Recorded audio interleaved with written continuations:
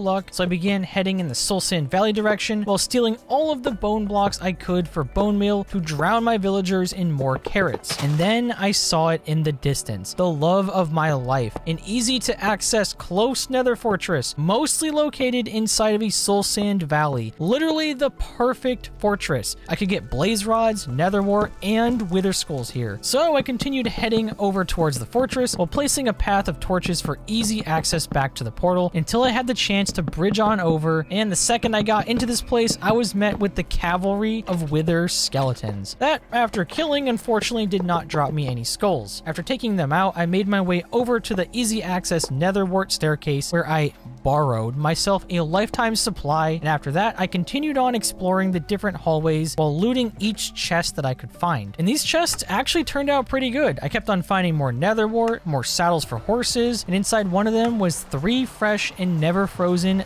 diamonds. After I finished exploring most of the hallways, I stumbled upon my first blaze spawner, and even with diamond armor, the burns from these guys were worse than some Twitter comment sections. By the way, you should totally follow me on Twitter. I am super active over there. Link in the description. Anyways, I built a nice little safe area where I could hide from the blaze, and I prepared myself for the time of my life like it was a Denny's bathroom. In between my shield, sharpness 2 sword, and diamond armor, I was standing strong. I kept playing Fruit Ninja with these glorified glow sticks while slowly expanding their spawning area so I could be here for less time. Also, as I was fighting these guys, my shield was about to break, so I quickly made a new one before killing just enough of them to get me a solid 25 blaze rods. After this, I made my way back to the fortress while marking my way with random visible blocks because I may have ran out of torches, and I followed my torch pack all the way back to the portal. By the time I got home, it had ended up being the night of day 34. On the next day, day 35, in celebration of the successful nether trip, I used some of the excessive amount of bone blocks I had taken from the nether to make bone meal to begin mass farming carrots. I sat here mass harvesting while dodging these thieving farmers, honestly couldn't relate, until I had about 3 stacks of carrots. And while I was tending to the crops, I began noticing something. There were other seeds mixed in here, meaning that these farmers had messed up inventories from their previous farms. And I'm also pretty sure these jerkwads are composting half of the very carrots I keep working so hard to give them. I feel very unappreciated. After continuing to mess around with these guys, something had changed, and honestly, I have no clue how to explain it, but I'm going to try. I kept giving these guys carrots and their hearts would pop up, except this time on 2 different occasions. I swear I saw a baby villager spawn in and instantly die. I swear up until now this wasn't happening and I had no clue why, but suddenly they started to actually breed and just unalive, just like Captain Sparkles would say. And at this point, I'm kind of just at a loss. How will I become rich and powerful without villagers to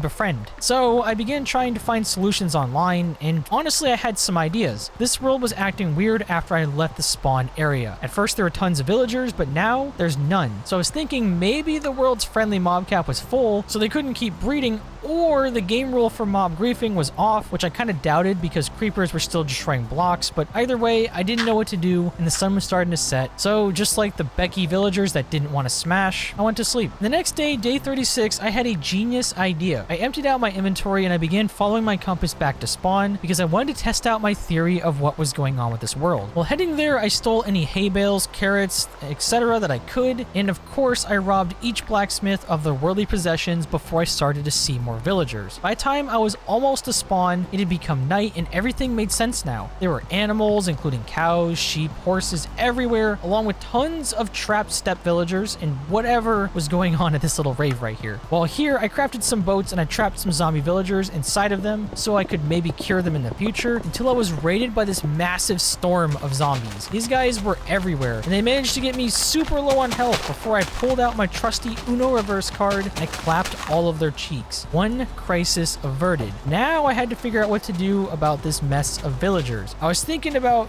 what if I just moved all of my things here to build a base here instead? I kept wandering around and yeah, there were villagers literally everywhere. Just look at all these piles of guys. So after the sun rose on day 37, I had made my new decision. I was going to move all the way back here to spawn. But first, I wanted to make sure that all these villagers were going to be safe. Except while I roamed around the area, I was kind of struggling to think of an efficient way to do that because these guys were everywhere. I could trap them inside of houses, which would be messy. I could use boats, which would take decades, or I could steal their beds and lure them all to one area when the sun goes down. Either way, each of these choices were going to take forever and be quite messy. So instead, I decided to locate the exact spawn chunk where it strangely didn't end up being 0-0, and I built this weird tower of hay bales that I hit this sweet clutch hay bale MLG off of, and I crafted a nice chest to dump my inventory in before stealing a bed to go to sleep. I may have wasted today thinking about what to do, but tomorrow I would be on a big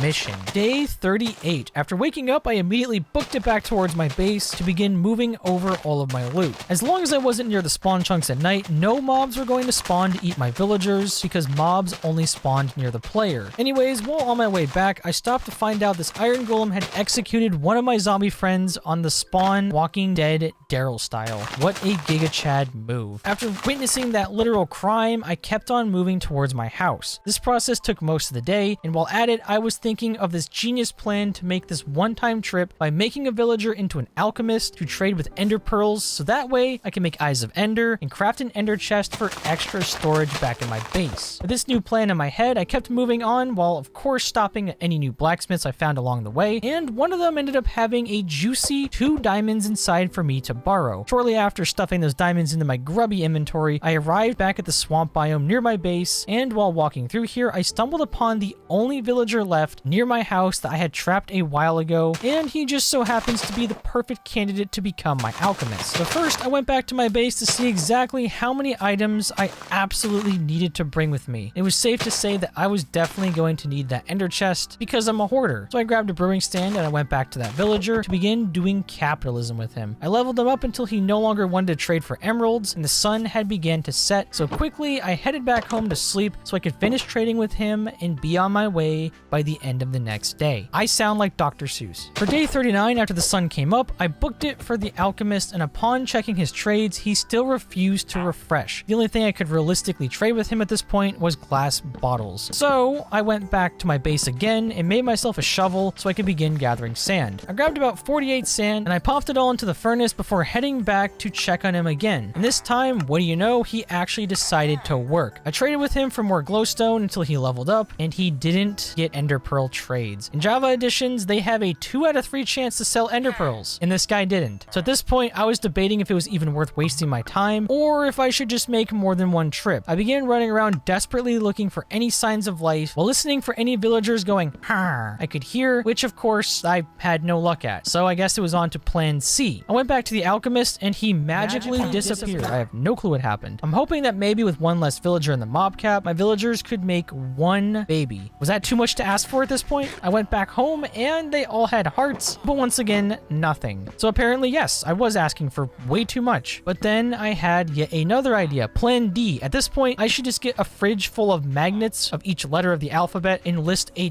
ton of plans because I was getting desperate. I remember seeing an Enderman in the Nether the last time I was there, so I thought, you know, why not go through the portal and see if I can kill him? And the first thing that had greeted me on the other side was not only that Enderman, but also another massive gassed jerk. I played more ping pong with him, just like his brother, except this time I came out victorious by smashing his face in, which is probably why people don't like to play ping pong with me. Anyways, after he was gone, I picked up his gas tier, which was a pretty nice prize for that match of ping pong, and I stared straight at the Enderman so we could commence in the great battle, which of course I won, and he had dropped me the gift from the gods. It had taken this much effort to get a single ender pearl. After this, I went back home, made the Eye of Ender, and I crafted the ender chest and popped that bad boy down. After this, I spent the rest of the night organizing all of my crap that I wanted to take with me into both the chest and my inventory, and I made sure that everything that went into the ender chest wasn't needed right away, because when I got there, I was going to need another Eye of Ender to make another chest, because without Silk Touch, I could not take this one. On day 40, I woke up, hopped on good old LeChonk the horse, said goodbye to my admittedly pretty useless villagers, and I took off following my compass back to what I would soon be calling my new home. And I kid you not, while on the way, I ran into this farmer dude super close to my base, just kind of chilling. He would have made a perfect alchemist when I had needed it, but that was in the past. I hit him with my axe and I was back on my way until I reached my destination. I had made my way back to spawn, and I had no time to spare spare, so I immediately got to work. I began by breaking part of this house where I could put Lechonk inside, where he would be nice and safe. Then I made extra chests where I completely dumped all of my inventory once again, and after that I began some classic mass deforestation.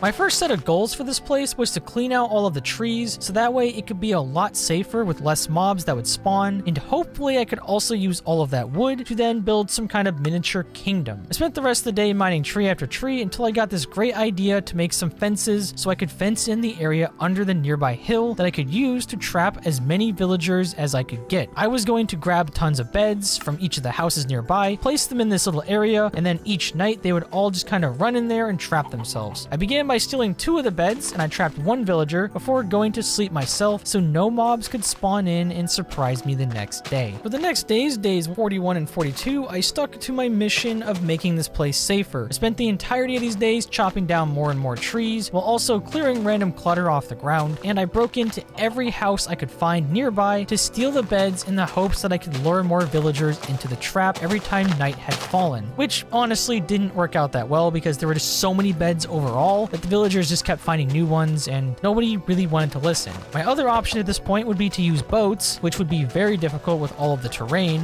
or to use workstations, which probably still wouldn't work with all of the other workstations laying around as well. Either way, by the time it was the second night, I didn't have many trapped villagers to show for it, and this place is looking a lot more cleaned out without all the trees, so I just kind of went to sleep. For day 43, I was back to clearing this place out to make more space to make myself a base. I started off by testing how long it would take to dismantle an entire house. I chopped off all of the roof and I smashed through the cobblestone and other miscellaneous blocks, and this took 2.5 minutes, literally 1/10 of a Minecraft day per house. So I thought, you know, why not get a little quirky and relatable and try arson instead? If you know anything about me, I love arson. In Minecraft, definitely in Minecraft. Anyways, I had left all of my flints and steel back at the old base, so I was in need of gravel. I checked out this small little cave system nearby the mountain, ran through and lit everything up just in case, before gathering a bunch of gravel and 1 flint for flint and steel. After that, I crafted the bad boy and went on a burning montage. I lit every roof, house, and tree on fire that was left near this area, because honestly, this was way more fun and it was a lot faster. If I wanted to get more spruce wood in the future, there's more trees, plus I could just plant spruce super trees. It was way quicker than this. So yeah, I spent the rest of this day destroying anything these villagers love. While most of their houses went up in flames, I began clearing out this awful looking farm area. Overall, today wasn't that constructive, but technically I was making progress. This, however, was exactly why I wanted to build in the ocean in the first place. I would not have to play cleanup before I could build anything. For day 44, I was still on cleanup duty. I began breaking a lot of the remaining houses now that most of the fires had settled, and I began some mild landscaping with my shovel. That is until I had a better idea to really speed up this process. I was going to make some new toolsmiths to trade with and hopefully get better diamond tools. So I began looking around for some free smithing tables because I was too lazy to craft them until I stumbled upon something that made no sense whatsoever. The zombie villager that I had trapped in the boat several days ago had cured all on his own. I have no clue what happened, and I'm pretty sure this isn't normally a thing. I was thinking